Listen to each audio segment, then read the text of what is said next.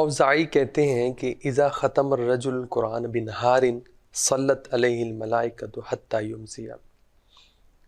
صبح اور شام، اور پھر یہ کہا کہ وَإِن فَرَغَ مِنْهُ لَيْلًا صَلَّتْ عَلَيْهِ الْمَلَائِكَةُ حَتَّى يُصْبِحَ، صبح ختم کرتا ہے تو شام تو تک۔ اس سے بھی، اس اثر سے بھی یہی معلوم ہو رہا ہے کہ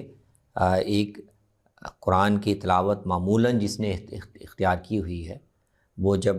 مقررہ دنوں میں اس کو مکمل کر لیتا ہے تو وہ کتنا مقبول عمل ہے اللہ تعالیٰ کے ہاں۔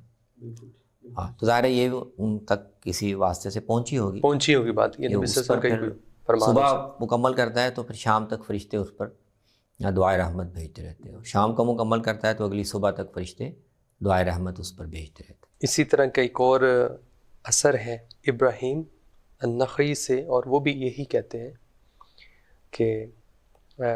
صبح اور شام والی یہی روایت ریپیٹ کرتے ہیں، اور آخر میں وہ یہ بھی کہتے ہیں کہ فرأیت اصحابنا